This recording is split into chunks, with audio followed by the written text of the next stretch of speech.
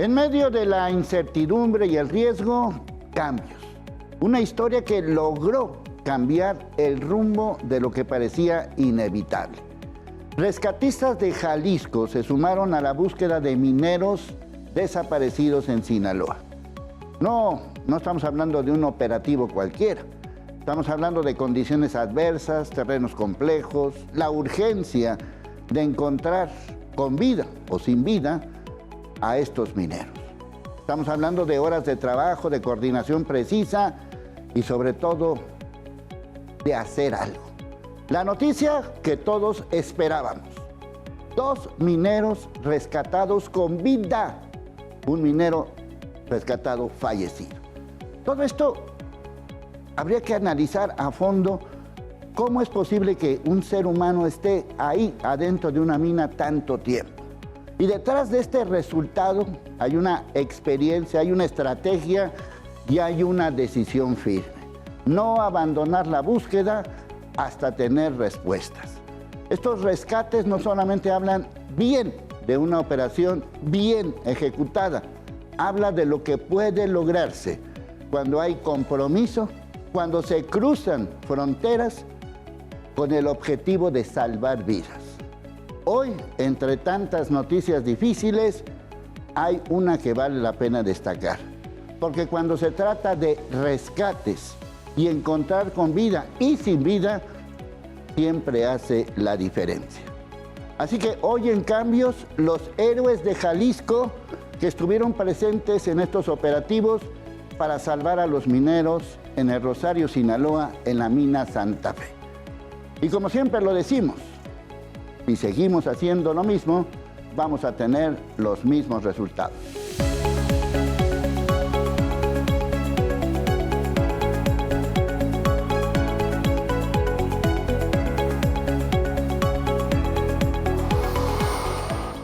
Nuestros invitados saben y viven lo que dicen y hacen. Vamos a hablar de cómo rescatistas de Jalisco llegaron a Sinaloa a apoyar a todo el equipo que se organizó para salvar a los mineros de Sinaloa. Hasta el momento hay 2 personas con vida, hay una persona fallecida y un cuarto que todavía no se sabe exactamente qué es lo que pasa con este minero. Pero antes de llegar a ese tema, me gustaría que conociéramos a fondo a nuestros héroes de Jalisco. Mi querido José Manuel, bienvenido. Cuéntanos tu historia, cómo empezaste, de dónde eres, por qué te metiste a estos asuntos, cuéntanos. Bueno, gracias a ti, Leonardo.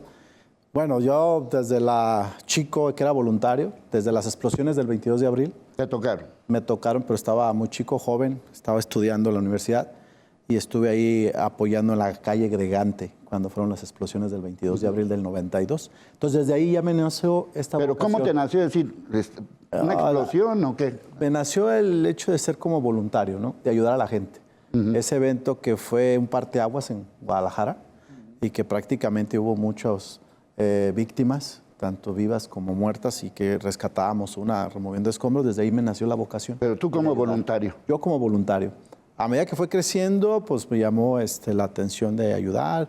Me enfoqué mucho a lo que es las emergencias. Y desde entonces, pues hubo la oportunidad de trabajar. Ya llevo 29 años en Protección Civil del Estado y bomberos.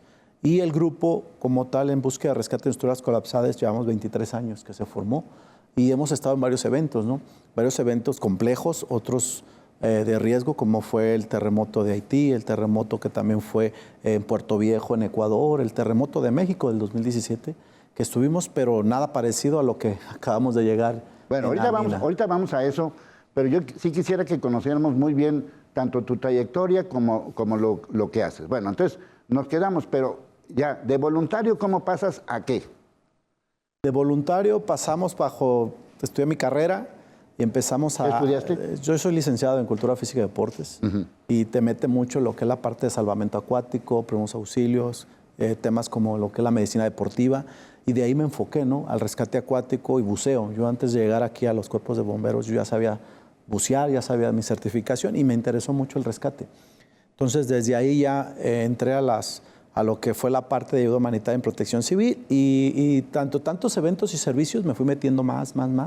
Los eventos también como lo hemos tenido con el huracán Pauline, los incendios de la primavera en el 98 y empecé a agarrar esa vocación, ¿no? Entonces me gustó tanto la ayuda humanitaria, el de estar sirviendo a la sociedad, a la comunidad, a ayudar a la gente y fue como inicié dentro de las filas. Bueno, a ver, tu historia, mi querido Tonatiuh, ¿cómo empezaste tú? Soy médico, muchas gracias, Leo. Mi vocación nació a través de mis padres, ellos me la inculcaron. Mi mamá es química y enfermera, mi padre es médico también. Pues prácticamente fue de abolengo, me criaron bajo esa línea y me gustó.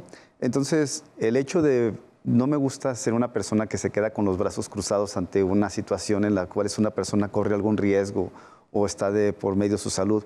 Entonces, eso fue lo que me motivó más a estudiar la medicina, de no quedarme con los brazos cruzados ante una situación de emergencia, sino ser la persona que actúa y la que ayuda a las personas.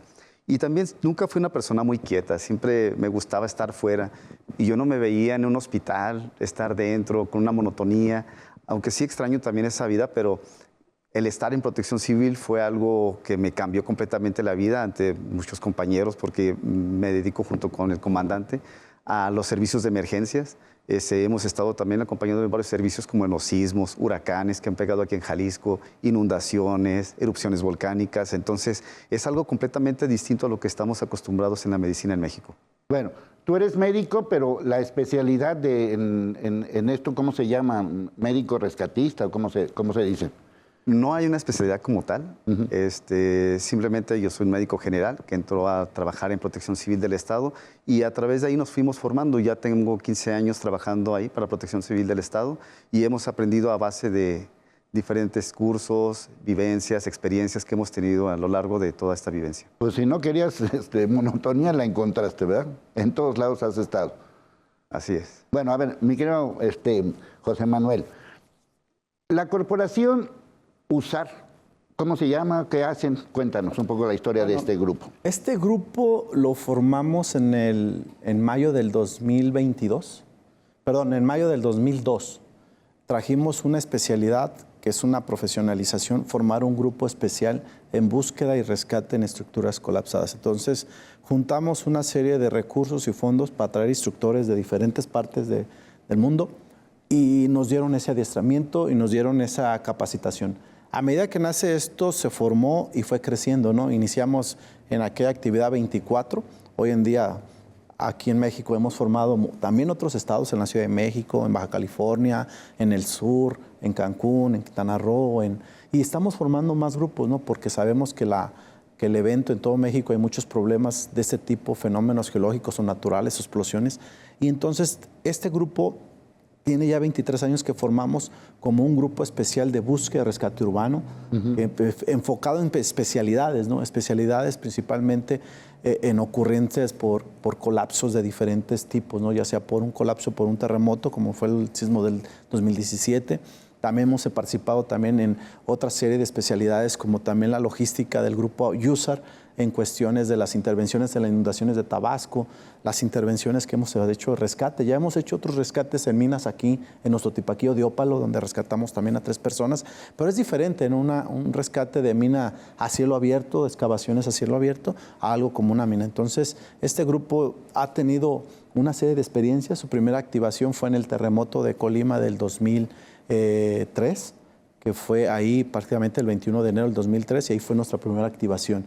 Posterior una serie de secuencias de que nos fuimos formando más gente, más adiestramientos, más certificaciones internacionales y que ha llegado a tener una experiencia, una madurez donde ya estamos acreditados. Este grupo ya está reconocido hasta por Naciones Unidas, porque hemos tenido un estatus donde hemos crecido, el trabajo que se ha hecho ya 23 años ha madurado y para ser competente tienes que estar midiéndote como una auditoría, ¿no? Tienes que estar cada 4 años, someterte a una evaluación externa para que seas competente y no bajes tus estándares de calidad. Y eso es lo que ha mantenido el grupo a tener especialidades, ¿no? Tenemos en nuestro grupo área médica, médicos veterinarios en la unidad canina, búsqueda técnica electrónica canina, tenemos lo que es la parte de la ingeniería, los ingenieros estructurales, los químicos, la gente que se dedica a corte y penetración, los técnicos con manejo de cuerda, los técnicos en manejo de atmósferas contaminantes. Entonces, toda esta parte de profesionales que está dentro del grupo hacen fuerte para que nos hablen en una ayuda humanitaria, en asistencia, apoyarlos a otros estados, incluso hasta otros países. Bueno, ¿cuántos más o menos conforman ahorita todo este grupo? Mire, en la Unidad Estatal de Protección Civil somos 150 elementos acreditados, ya con esta especialidad. Y de ahí hemos formado otros grupos en todo Jalisco. En todo Jalisco somos un aproximado más de 500 elementos formados en la especialidad. Y que esta fortaleza hacen hacer una fuerza de tarea fuerte, sólida, para ayudar a las comunidades o a donde sea el evento o el incidente. Bueno, a ver, cuéntanos, Donatio, un día, ¿qué hacen un día que no están en alguna actividad? Nosotros tenemos dentro de la Unidad Estatal de Protección Civil diferentes comandancias en todo el estado de Jalisco. Tenemos en total 8 comandancias y Guadalajara, que es la central. En total son 9 comandancias y se les hace evaluación médica a todo el personal para que esté en óptimas condiciones. Se les hacen estudios de espirometrías, antropometrías, estudios de sangre para complementar, para tener al personal lo más apto posible para cualquier emergencia. Ese es el día a día que tenemos nosotros dentro de la institución. Y pues tienes que tener una salud que, pues ahora sí que la mejor del mundo, ¿cómo está el asunto? A ver, ¿cómo lo calificas? Somos humanos y como tales no somos perfectos. Entonces hay personas que tienen sus fortalezas, que aunque tengan un índice de masa corporal elevado, son los que nos hacen fuerte, hay otros que son más delgados, que nos pueden ayudar a otro tipo de actividades. Entonces se fortalece con cada una de las estructuras corporales de cada una de las personas. Entonces aquí lo ideal es de que estén en óptimas condiciones y que estén lo más sanos posibles para que puedan siempre estar dando el máximo de nosotros. Bueno, pues obviamente estamos hablando de algo pues verdaderamente increíble, porque estamos hablando de seres humanos que se dedican obviamente a este tipo de rescates y todo ese tipo de situaciones. Cuando se logra, cuando hay un éxito, ¿cómo te sientes? No, pues se siente que toda tu preparación, todo aquel adiestramiento, aquellas certificaciones, aquella preparación que tuviste tiene un fruto, pues es una alegría, ¿no? Salvar una vida, creo que estamos bien recompensados. Es una felicidad de que lo más valioso para nosotros es la vida. Tenemos unos indicadores que también hay que cuidar el medio ambiente, la propiedad, pero cuando salvas una vida, creo que es un logro grande. Hay felicidad, hay fuerza, la motivación nos llena de energía, porque sabes que todo este esfuerzo que has hecho por años tuvo fruto.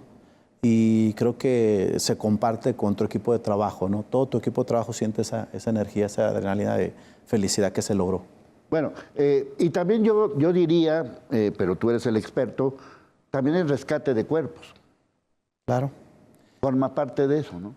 Es parte de las fases. Nosotros en terremotos es diferente, se miden ciertas etapas, ¿no? La fase de activación, la fase de movilización, la fase de operaciones, que es la fase de rescate, la más crítica.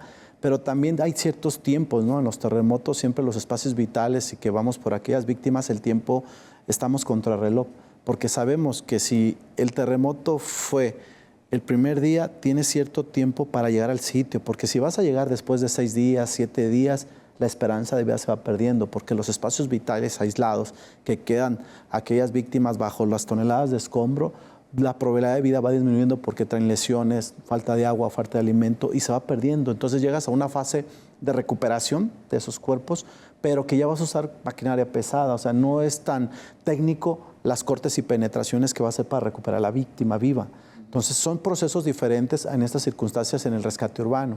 En este sentido, en una mina y tener tantos días y rescatarlo, creo que son procedimientos diferentes, pero una felicidad que yo creo que es un parteaguas para cambiar nuestros protocolos y procedimientos por lo que se logró.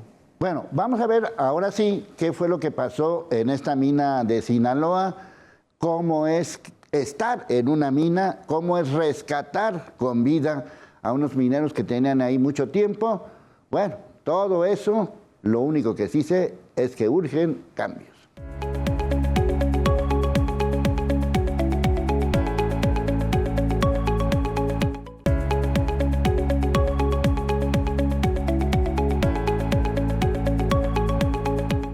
Bueno, vamos a conocer la historia de lo que ha estado sucediendo en esta mina en el Rosario, Sinaloa, la mina Santa Fe. Estos son los nombres de los mineros rescatados con vida. Estamos hablando de José Alejandro Cástulo Colín, de 44 años, y de Francisco Zapata Nájera, de 42 años. Vamos a ver en el momento en que rescatan a Francisco Zapata Nájera. Él llevaba 13, 14 días ahí en la mina. Ahorita van a ver en qué condiciones. Y aquí vamos a ver el momento en que es rescatado y lo que dice. Al final de cuentas dice que lo que lo mantuvo con vida es la fe.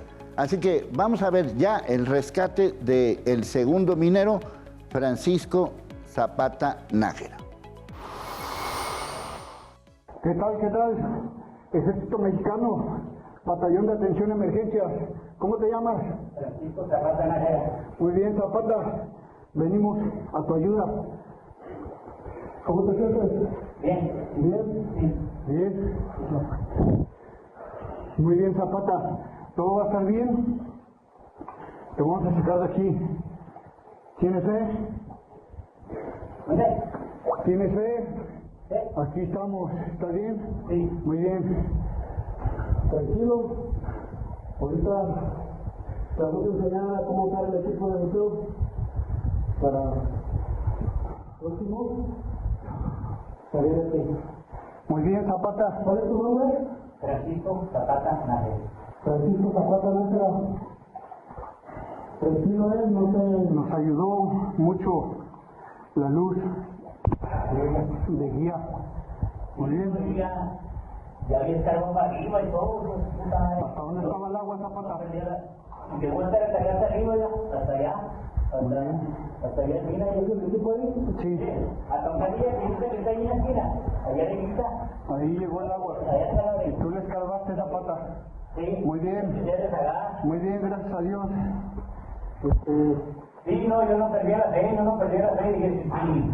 Vamos a instalarle su equipo.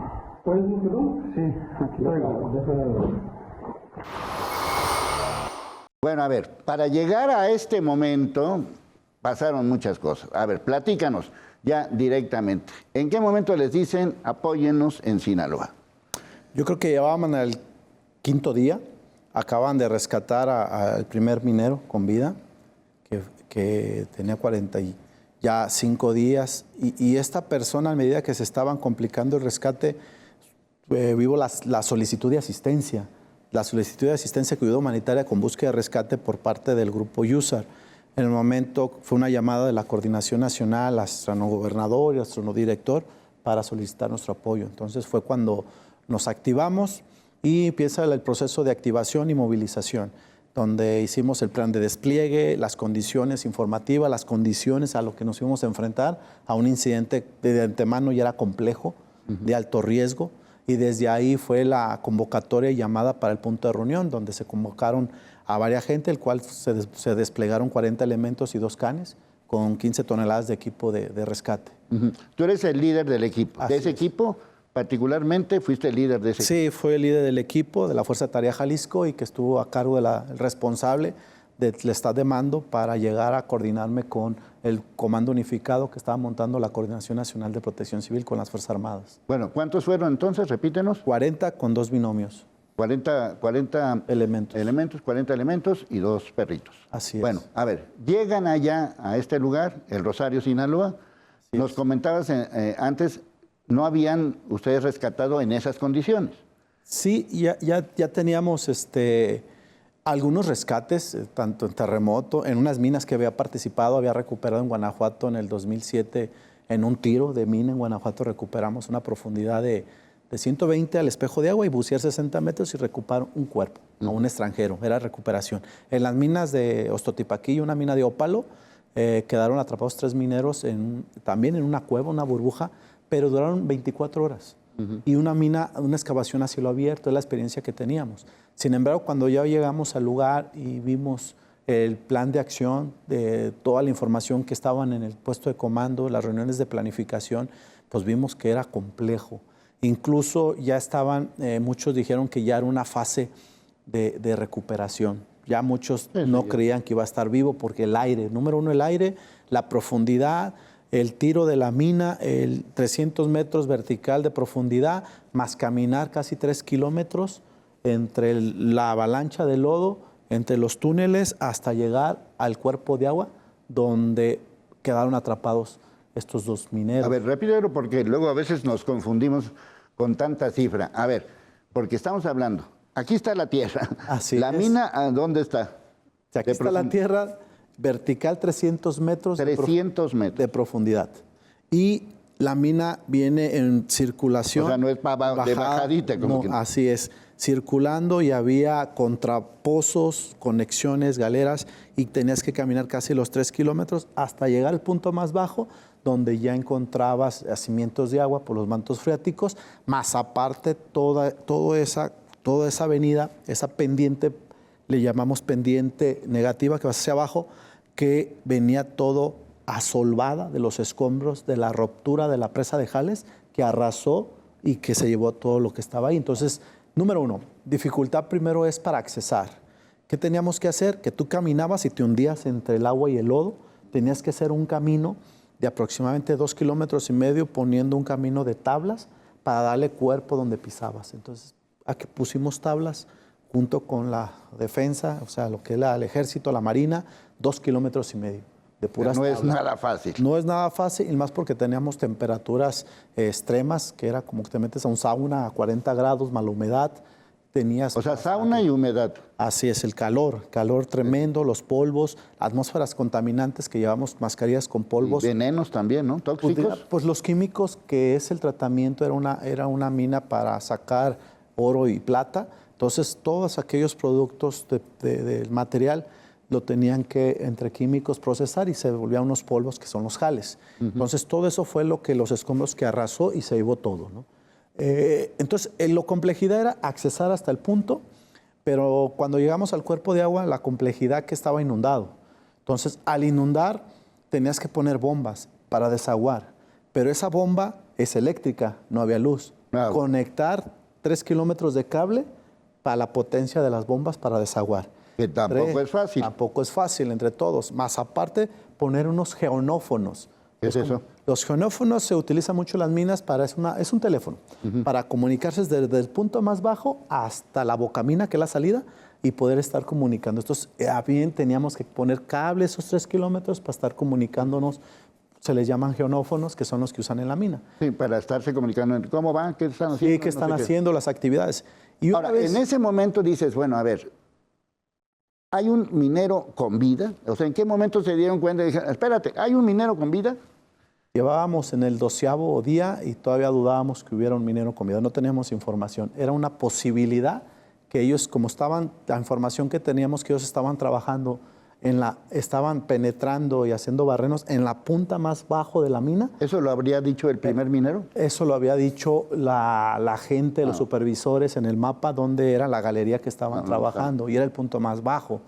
Entonces, ahí lo único que nos daba esperanza es que posiblemente estuvieran con vida, que al menos abajo había una rampa positiva, que, o sea, caminar hacia arriba y que se metieran en una galería. Era la posibilidad, no estábamos seguros porque el agua había subido mucho. Entonces, duramos 4 días en conectar el cable, bombear el agua, pero el agua ya no pudo bajar. Entonces empezamos ahí en la planeación con los buzos del Batallón de Atención de Emergencia. Dijimos, ¿sabes qué? Vamos a hacer un reconocimiento con buceo. Y empezamos la primera entrada. Ya reconocimos, encontró el túnel, era bucear como 10 metros hacia dirección derecho y luego dar vuelta a la izquierda y luego meterte abajo. Era un buceo de espeleología o de caverna para poder llegar y revisar. Y no se veía ni nada. Era un buceo oscuro, cero visibilidad. Sin embargo, salieron y pues el siguiente día planificamos otro buceo, y en ese buceo por ahí fue algo extraordinario, donde ya era el 3er día, el 13º día para él enterrado, donde entran los buzos y la línea estaba para no más de 35 metros la guía. Sin embargo, se suelta el buzo y fue una alarma de que perdimos los buzos, porque también se pudieran haber perdido. Pero resulta que el buzo se suelta porque en una galera empezó a haber luz.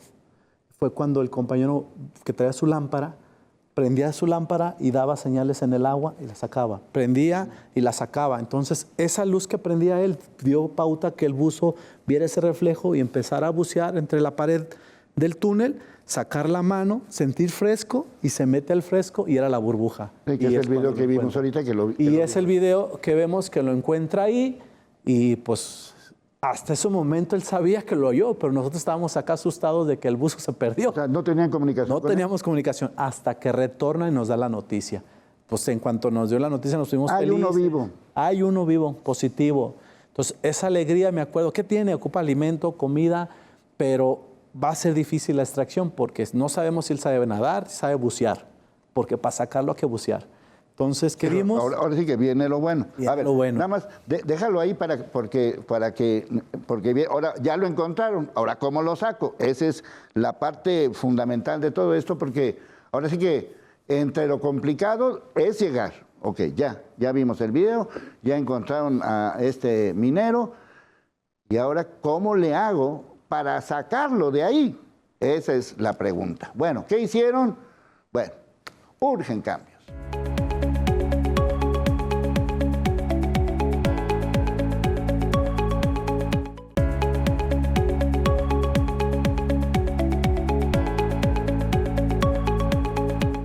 Bueno, a ver, Tonatiuh, ¿cómo podemos entender que una persona lleva 13, 14 días sin nada, sin alimentos, sin nada, ahí en una burbuja, a quién sabe cuántos kilómetros de profundidad, todo eso? ¿Cómo le hace un ser humano para vivir así?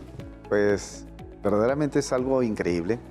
Cada cuerpo fisiológicamente actúa de diferente manera. Todos tenemos diferentes tipos de metabolismo. Entonces, decir un humano solamente tiene una supervivencia aproximadamente de tantos días sin alimento o sin agua, estamos, ahora sí que lo acabamos de corroborar y científicamente se puede desplazar esas teorías. Lo que vivimos prácticamente fue un verdadero milagro. Él tenía ya mucho tiempo sin ingerir alimentos. Afortunadamente, donde se encontraba, pues estaba inundado de agua. Entonces eran aguas de origen freático, que eran aguas hasta cierto punto más limpias de lo que era el escurrimiento. Entonces, esas aguas que estuvo tomando, aunque estaban contaminadas... ¿Sí podía tomar esa agua? Fue lo que hizo, fue lo que lo mantuvo vivo, esas aguas de escurrimiento. Entonces, con esas aguas fue lo que se mantuvo vivo, porque bien puede durar más tiempo el humano sin ingerir alimentos, pero no sin ingerir agua. Entonces, eso fue lo que lo salvó. Exactamente, eso fue lo que lo salvó. Aparte, también el señor tenía pues algo de obesidad, entonces toda esa reserva de grasa también lo ayudó a mantener con vida. Entonces, lejos de haberlo perjudicado, lo ayudó a mantenerse vivo, generando su propio azúcar, y fue lo que lo mantuvo vivo. Una vez que lo lograron rescatar, se le trasladó al Hospital Regional de Mazatlán. Ya me puse en contacto directamente con los médicos del CRUM, el doctor Torres, quien me pasó los datos de cómo recibieron al paciente, y lo sorprendente es que sus estudios de laboratorio estaban completamente normales. Entonces nos quedamos de órale. Normales. Todo normal. Todo normal. Como si hubiera ido al cine y regresar. Exactamente. Salió o sea, no tenían caminando. Nada. ¿Perdón? No tenía nada. No, absolutamente nada. Estaba ligeramente deshidratado, eso sí, tenía hambre también, pero sus estudios de laboratorio estaban completamente normales. Pensaban darlo de alta ese mismo día, pero decidieron los doctores que lógicamente no era posible, que hay que monitorearlo unos días más para evitar algún otro tipo de alteraciones. Se le hicieron más estudios. Ahorita ya no tuve en contacto qué fue lo que pasó con él, pero hasta la fecha, después de las primeras 24 horas, el señor estaba completamente bien. Sí, porque debe de haber una diferencia abismal entre, como el primer caso de José Alejandro Cástulo, que estuvo 5 días, y Francisco Zapata Nájera, 13 días, 14 días. Así es. Pero aún así, pues 5 días no es nada fácil, ¿verdad? Claro. Si una persona con un ratito que no coma, ¿cómo se siente? Día. Irritable, con dolor abdominal, con dolor de cabeza. Ahora imagínense el ambiente en el cual está completamente a oscuras, la inteligencia de él, la audacia de no gastarse la batería de su pila para aguantar tantos días, porque con eso fue con lo que dio señales porque lo podían rescatar. Hay que ver de qué marca serán esas pilas que duran 14 días, increíble. y que de alguna manera, pues no sé si oía algo, no sé, porque además sí oía. Eso fue lo que pasó. Él escuchó ruidos y fue porque se animó a sacar la lámpara para hacer las señales, porque fue lo que lo motivó. Dentro de la cueva, pues, no hay sonido. Entonces, el poco ruido que hay...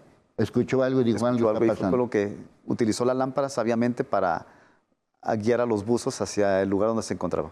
No, pues verdaderamente se junta todo, se junta todo. A ver, bueno, entonces nos quedamos en que ya por fin, ya vimos, llegaron, encontraron a Francisco Zapata, que es el primer paso. Ya nos comenta Tonatiuh que además con obesidad. Ahora viene lo bueno, ¿cómo lo saco?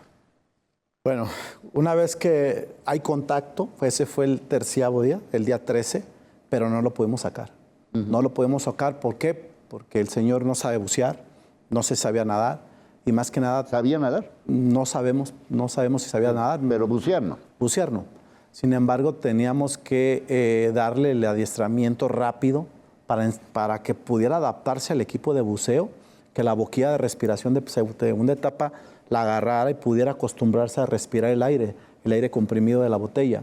Que no es fácil. No es fácil adaptarla, y menos que va a bucear en un área oscura, un área que es caverna, un área que es un túnel y que es peligroso porque se pueden perder. Sin embargo, ahí duramos, no pudo, regresan los buzos, yo traía un suero, me acuerdo muy bien, un suero con calorías, le pasamos alimento con barras energéticas, sueros en una bolsa, hasta atún enlatado y bolsas de atún que están herméticos, y los estuvimos alimentando 24 horas porque no lo pudimos sacar el día 13. Cuando ya en la noche regresan los buzos y en el mismo recorrido del túnel de la mina, descubren el otro cuerpo, su compañero. Entonces, ya estaba por los 13 días en estado de descomposición y empieza a emanar. ¿Pero estaba cerca más o menos? Estaba un promedio como de entre 20 metros, pero atrapados por el jal, en otra zona.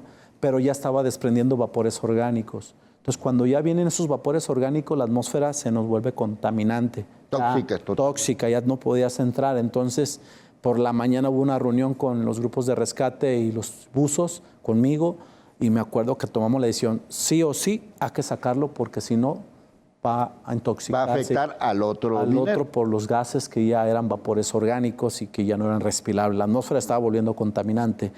Ya el oxígeno lo estaba desplazando los mismos vapores tóxicos, y lo que yo le comentaba al buzo que era, si no sabía, tenían que arriesgarlo todo para sacarlo. Entonces, otra vez, se planificó todo ese buceo. Nuevamente ¿Ya rescataron el cuerpo?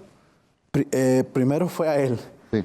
Llegaron los buzos, se planifica, era la cuarta entrada, llegaron con él y le dijeron, pues, Zapata, si Dios te está dejando aquí otra oportunidad, tienes que hacerlo.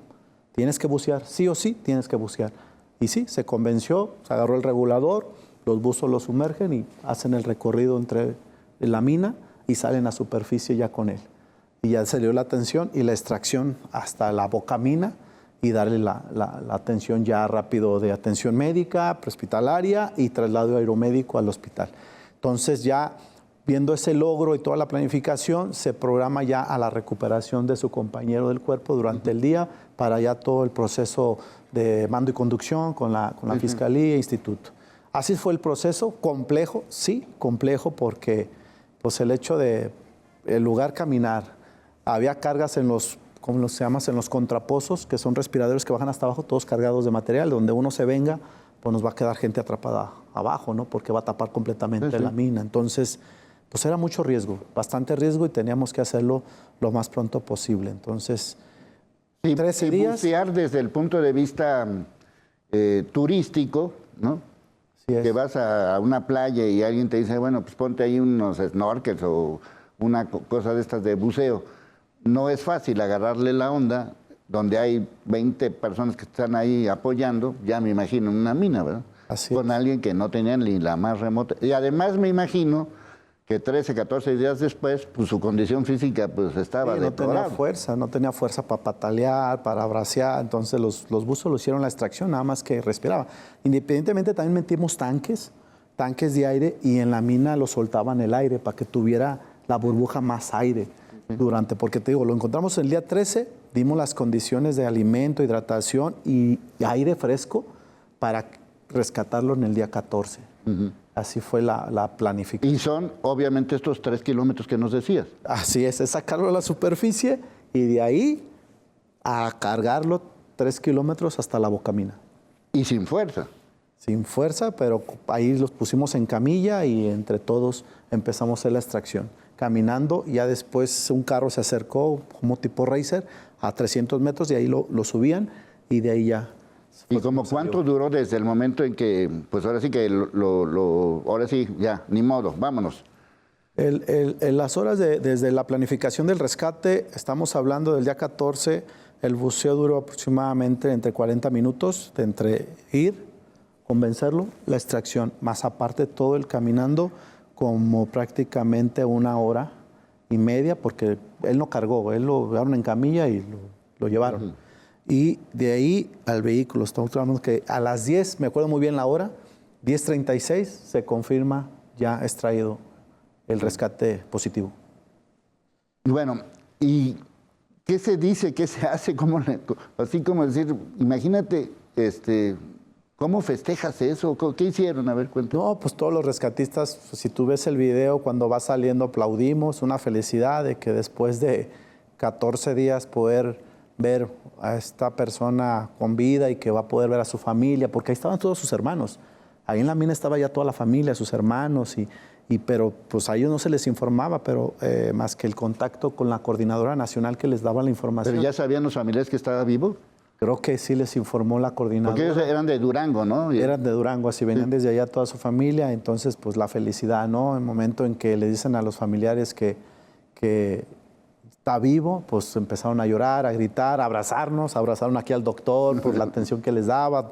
O sea, fue una alegría porque es algo extraordinario. No, pues es la esperanza siempre, la fe que tuvo para sobrevivir esos 14 días adentro, en un espacio. Me acuerdo que nos decía, porque le preguntaban, ¿y el agua hasta dónde llegó la inundación? No, pues me llegó hasta la cara y tuve que escarbar un poquito más arriba para sacar la cabeza y poder respirar. Y a medida que eso duró, cuando bombeamos, empezó a bajar el agua.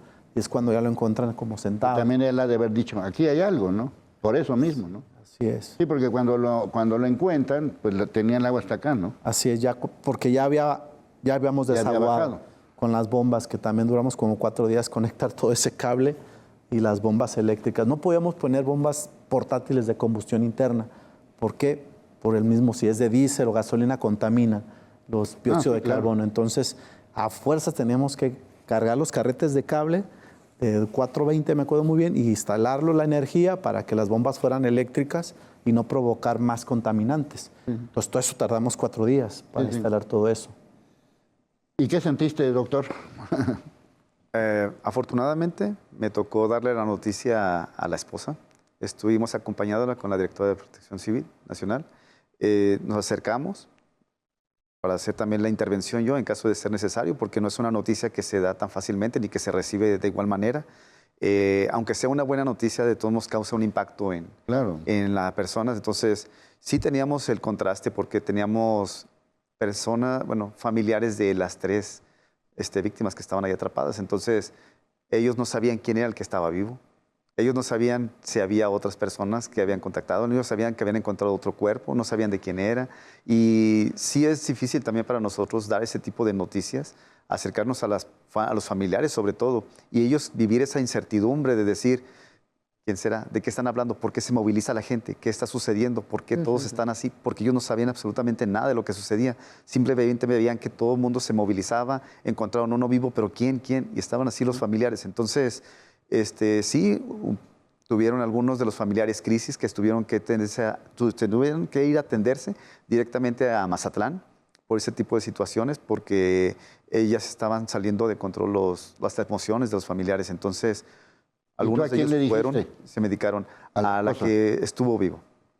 A la señora que tiene su esposo vivo, a ella me tocó darle la noticia. La señora estaba medicada, no hubo una buena reacción evidente facial, porque sí estaba bajo los influjos de un medicamento, entonces estaba poco expresiva. La señora estaba muy estoica ante la situación, también estaba como en shock porque no se creía qué es lo que había sucedido. Pero los familiares, sus hijos, sus hermanos, son los que sí demostraban la alegría de tener a su familiar vivo. Bueno, pues no solamente pues estas historias de pues de héroes, así hay que calificarlos. Todavía nos queda más de contar qué sigue con todo esto.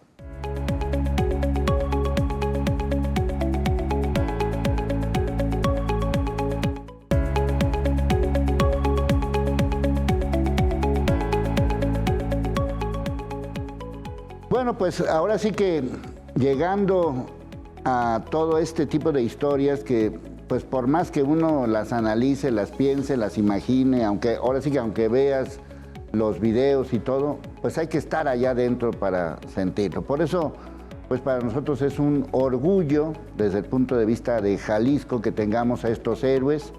Es un orgullo todavía más porque con este programa estamos celebrando el 3er aniversario de Cambios y pues nos da mucho gusto poder contar estas historias de éxito porque solamente así las podemos calificar.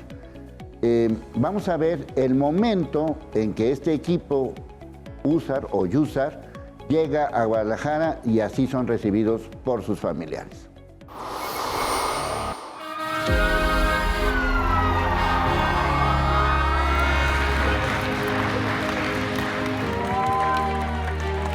Este jueves, 33 bomberos jaliscienses y 2 binomios caninos regresaron a casa tras 11 días de una misión que puso a prueba cada límite humano. Entre abrazos y un orgullo imposible de ocultar, sus familias y compañeros los esperaron con el peso del miedo que dejaron atrás y el alivio de tenerlos de vuelta. Son elementos de la Unidad Estatal de Bomberos, así como de Guadalajara, Zapopan y El Grullo, quienes juntos lograron que lo imposible se manifestara bajo tierra. El rescate de 3 mineros en Sinaloa, 2 de ellos con vida. Pues me siento con sentimientos encontrados, con mucha alegría y también tristeza de tantos días de no ver a mi hijo, Jesús Machuca Valle, el rescatista en cuerdas y espacios confinados de USAR. Y pues aquí estamos esperándolo con muchas ganas de verlo, abrazarlo y darle las gracias por todo lo que hizo su equipo. Al frente del equipo, el primer comandante regional José Manuel Martínez encabezó una operación marcada por el riesgo extremo en la mina Santa Fe, en el Rosario, Sinaloa, tras el colapso de una presa de Jales que dejó a 4 trabajadores atrapados a más de 300 metros bajo tierra. El riesgo aumentaba, los vapores tóxicos aumentaban y eran muchas situaciones de emergencia que tenemos que estar bien conscientes. Una conciencia situacional de seguridad enorme y que me apoyara la coordinadora nacional, que le informaba directamente a la presidenta, que el general de división le informaba a la presidenta, o sea, una coordinación muy enorme y el éxito, que creo que fue algo extraordinario, es para documentar una persona después de más de 13 días. La labor del equipo jalisciense fue clave para la localización con vida de uno de los mineros en un entorno donde el agua, los vapores tóxicos y la inestabilidad estructural convertían cada paso en una amenaza. No hubo margen para el error. Cada decisión se tomó con conciencia total del riesgo, respaldada por años de preparación y entrenamiento constante. Se impulsa una parte nuestra vocación, lo hacemos por vocación, otro por nuestras familias, y que así como yo llevaba 32 bomberos, 2 perritos, yo sé que ellos tienen familia, tienes hijos, y lo que me impulsa es que no me gustaría mandar una mala noticia. Entonces eso me impulsa mucho, que la prioridad para mí es la familia. Comandante, misión cumplida. Misión cumplida, gracias a Dios. Aunque el operativo terminó, su historia quedó como testimonio de que incluso en los escenarios más oscuros, la preparación, la vocación y el amor por la vida pueden abrir paso a la esperanza. ¡Misión cumplida! Para Cambios, Uzi Toledo. ¿Qué sintieron cuando llegaron y vieron a sus familiares ahí? Pues una alegría, una descompresión de todo el esfuerzo que se hizo y que regresamos todos salvos, y el retorno. Siempre mi mentalidad de líder es de que cada vez que entrábamos a la mina, yo hice 4 entradas, tú hicieron más, pero cada vez que entraba alguien siempre era mi preocupación que no pasara algo, ¿no? Un incidente, sí, ese era el otro peligro, ¿no? Otro peligro. Entonces, el retornar a tu casa, a tu base, y todos completos, incluyendo con todos los perritos, pues ya me sentí yo con una satisfacción de que la misión se cumplió y que todos regresamos sanos, sin lesiones y sin pérdidas, ¿no? Entonces, ver a tu familia, ver a mis compañeros felices, agarrar a sus hijos, a sus esposas, pues yo creo que se valora que la familia es lo más importante y nos da esa energía, ¿no? Esa energía y felicidad, que ya estamos de vuelta con nuestros seres queridos. Bueno, yo me imagino que a ustedes no les gustan este tipo de cosas de homenajes, pero pues, les van a hacer un homenaje o van a hacer algo porque salvaron vidas. Pues no sé, pero ya estamos nosotros con todas las caras que vimos de la familia, la felicidad. Hasta el momento me siguen hablando gente, ingenieros que tuvimos amigos allá. Simplemente ahora en la mañana me estuvieron hablando de cómo iban allá en el Rosario, los ingenieros de la MIDA, los de la comisión, los de la Coordinación Nacional, los amigos del Batallón de Atención de Emergencias del Ejército, la Marina. Nos seguimos hablando y creo que eso genera un gran equipo de trabajo rescatistas en México y que la coordinación del éxito es la coordinación, es por un bien común, ¿no? Y creo que es lo importante. Pues mira, lo que pasa es que constantemente estamos hablando de problemas. Este país tiene muchísimos problemas, tiene muchísimas dificultades, tiene muchísimas fatalidades. Vivimos en un país con riesgos, o sea, tenemos volcanes, tenemos huracanes, vivimos rodeados de placas tectónicas. Yo sí quisiera un poco como destacar esta otra parte de la historia, Tonatiuh. Desde el punto de vista de equipo, porque aquí estamos hablando que participaron de distintos lugares del país, ¿cómo se logra un éxito? ¿Cómo se logra un éxito? Interviniendo principalmente la comunicación, la coordinación entre todos, hablando el mismo idioma, en este caso, teniendo los mismos tipos de cursos, los mismos tipos de habilidades entre nosotros y saber respetar los mandos que hay, a quién se le va a delegar la responsabilidad y todos acatar las órdenes de esta persona, porque esta persona es la que, en este caso, el comandante Murillo, es el que nos dirigió prácticamente a todos para coordinarnos y trabajar en equipo. En lo particular, yo me encargo de salvaguardar la integridad de los compañeros en su salud. Desde que van los primeros días no hay problemas, pero posteriormente llega a haber algo de incidentes como lesiones por las condiciones en las que había en la mina, enfermedades, cansancio, fatiga, alteraciones emocionales. Entonces, como bien lo dice... ¿Cuántos días estuvieron ahí ustedes? 10 días. ¿Y en esos 10 días pasó algo con el equipo? Sí, todos los días. Desde que se comenzó a intervenir, las condiciones eran muy adversas. Nosotros no estamos acostumbrados a ese tipo de clima. Un clima muy cálido, muy seco. Como había minas y había muchas maquinarias, mucho polvo, el cual siempre estábamos rodeados de polvo. El calor, que era muy sofocante para nosotros que estábamos aquí en Guadalajara, para nosotros sí era algo completamente distinto. Y eso estamos hablando solamente de la parte geográfica, del clima en el tiempo atmosférico de esa parte específica. Pero ya hablando en general, como ya lo comentó el comandante, la mina era un riesgo. Entonces, varios compañeros caían, como caminábamos sobre tablas. Si caían fuera de la tabla, eran metros de lodo, de los cuales a la hora de sacar el pie hacía un efecto de succión. Entonces, quedaba como uno como atorado. Entonces, tenía que ayudar las personas a que nos pudieran extraer en caso de que alguno de los compañeros cayera. Y ahí es donde se lesionaban algunos. Algunos compañeros tuvieron unas subluxaciones de hombro, lesiones en rodillas, lesiones musculares. Algunos, como estaban en espacios muy confinados, muy reducidos, se golpeaban en la cabeza, se golpeaban en los hombros, entonces tenían que caminar a gatas. Tenían lesiones en las rodillas algunos, comenzaron con lesiones dérmicas posterior por tanto contacto con la humedad dentro de la mina. Todo el estrés que estaban viviendo, entonces era un conjunto del todo, entonces era una pequeña bomba que iba a estallar en cualquier momento. Entonces, desde el primer día comenzaban a haber un poquito de lesiones, aunque se trataba de estar siempre en cuidado, de protegernos y hacer las cosas de la manera más, con mayor precaución posible, pero de todas maneras había pequeños incidentes que les ocasionaba a algunas personas algunas lesiones. No, pues definitivamente estamos hablando de algo verdaderamente extraordinario. Yo quisiera, mi querido comandante, pues que cuéntanos, qué les hace falta, qué es lo que quieren decir. Son héroes y pues para nosotros son algo muy importante. Son además representantes de Jalisco y además sabemos que pues lograron un éxito extraordinario, milagroso, como lo quieran calificar, pero extraordinario. Entonces, ¿qué más quieres decir, mi querido comandante? No, pues únicamente que en estos eventos pues nos unimos, ¿no? Nos unimos. Creo que uno de los propósitos es que haya más gente preparada, el adiestramiento, la capacitación, la mejora continua. Eso es parte de lo que nosotros tenemos que inculcar a nuestras nuevas generaciones que vienen, también a que prepararlas, porque no siempre vamos a estar. Llega un momento en que ya mucha gente se va a retirar, se va a jubilar, o condiciones físicas, ¿no? Entonces, la mejora continua siempre hay que haber. Lo único que yo les digo a aquellos que apenas entran, pues que tienen que prepararse.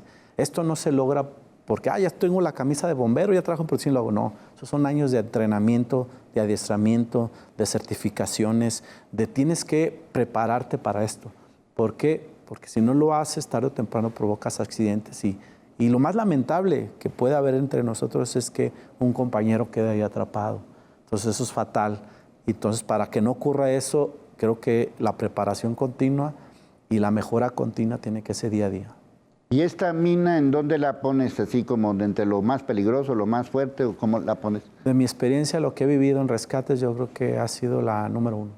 Por el tipo de riesgos que nos implementamos. Y por el éxito de... Así es, yo creo que a pesar que ya he estado en minas, a pesar que ya he estado en terremotos aquí en México y fuera de México, yo la considero uno de los más altos riesgos que el Grupo IUSA se enfrentó. Bueno, pues acepten este humilde homenaje de parte de Telediario, de parte de Canal 6, de parte de Multimedios. Para nosotros sí son unos auténticos héroes. Ojalá les hicieran un homenaje como merecen, porque estamos hablando de un gran equipo de Jalisco, obviamente de muchos otros lugares, pero pues ahora sí que cada quien que haga su programa. En Jalisco estamos muy orgullosos de todo este gran equipo y qué bueno que se encontraron 2 mineros con vida. Hay un 4º minero que todavía no sabemos qué es lo que ha sucedido. Esperemos que lo encuentren en las condiciones que sean. Bueno, muchas gracias a la coordinación de este programa. Este programa lo coordinó Uzi Toledo, a nombre del equipo de información, a nombre del equipo de producción. Soy Leonardo Schwebel, cambio y fuera.